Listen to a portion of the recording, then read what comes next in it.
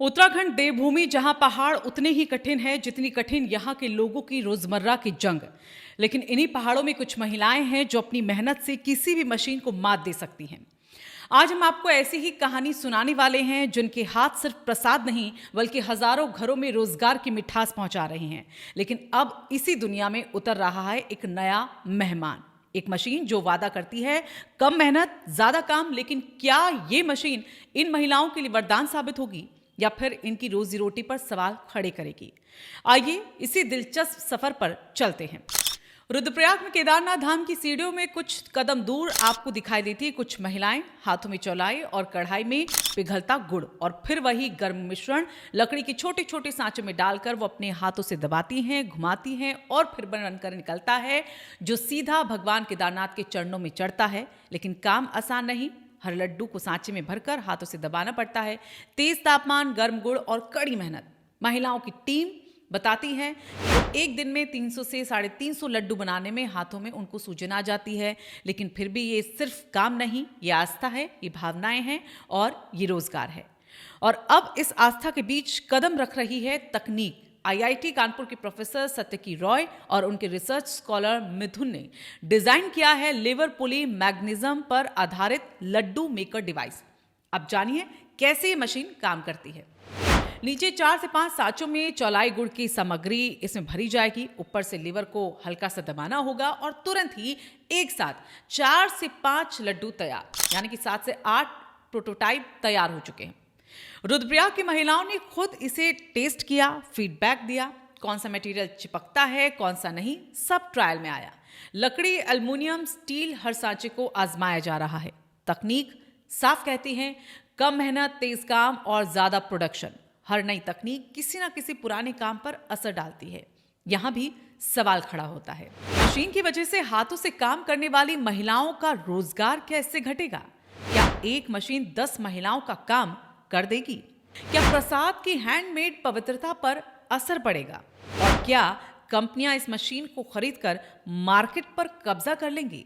विशेषज्ञों का कहना है कि तकनीक फायदेमंद है, लेकिन अगर इसे बिना नीति और नियंत्रण के लागू किया गया तो पारंपरिक रोजगार को खतरा हो सकता है। पहाड़ में पहले ही कई काम मशीनों ने छीन लिए हैं और अब अगर प्रसाद भी मशीन आधारित हो गया तो महिलाओं को मिलने वाली आय, पहचान और सम्मान पर चोट पड़ सकती है।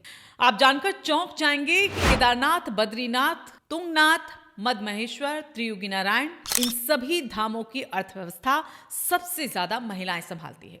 चलिए आंकड़ों को ग्राफिक्स के जरिए अब यहां पर समझ लेते हैं। साल 2024 में कुल तीर्थयात्री लगभग 21 लाख और कुल अनुमानित आर्थिक आय जो थी वो लगभग 1200 से 1400 करोड़। दूसरी तरफ महिलाओं को मिलने वाला जो रोजगार है उसके डेटा पे भी नजर डाल लेते हैं। ये एक अनुमानित है। प्रसाद निर्माण 1800 प्लस महिलाएं इसमें हैं। मूर्तियां और स्टैचू बनाना जो 600 महिलाएं इसमें हैं। कपास, ऊन आधारित स्मृति वस्तुएं जो बनाती हैं 1200 महिलाएं तकरीबन इसमें हैं। और होम स्टे की बात करें तो 700 से ज्यादा महिलाएं हैं। वहीं यात्रा मार्ग पर दुकानों का जो संचालन कर रही है 250 से ज्यादा ऐसी महिलाएं इसमें हैं। कुल मिलाकर लगभग 7000 से ज्यादा महिलाएं तीर्थ यात्रा पर आधारित कामों से प्रत्यक्ष रूप से जुड़ी हैं।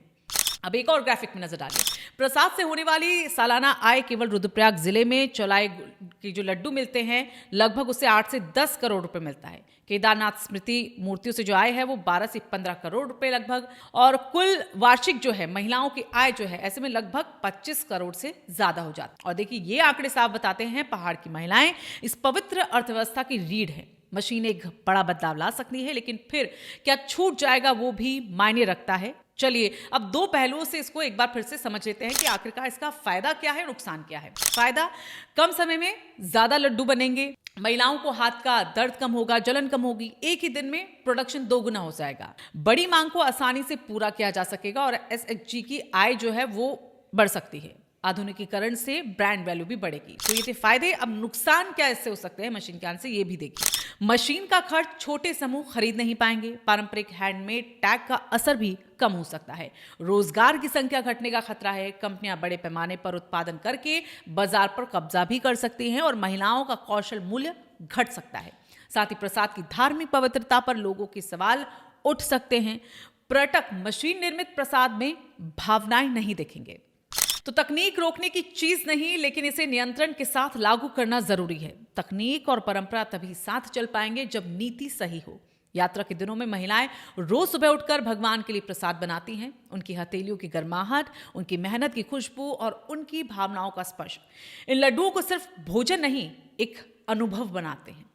मशीन आएगी, काम कम भी होगा, तेजी से भी होगा, लेकिन ये महिलाएं अपने कौशल, अपने धैर्य और अपने साहस से हर बदलाव को अपनाना जानती है। और यही तो है पहाड़ की असली शक्ति। देवभूमि की हर महिला पहाड़ जैसी मजबूत है और चौलाई की उस खुशबू जैसी जो चाहे जितना बदल जाए अपनी मिठास नहीं खोती। तकनीक आएगी जाएगी, लेकिन इन हाथों की कीमत हमेशा अमूल्य रहेगी। याद रखिए, जब महिलाएं आत्मनिर्भर बनती हैं तो पूरा पहाड़ मजबूत हो जाता है। तो ये कहानी आपको कैसी लगी?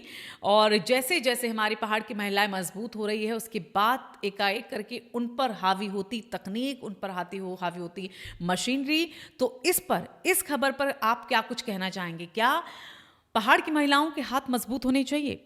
अपना कमेंट हमें ज़रूर दें और रायशुमारी को सब्सक्राइब ज़रूर करें।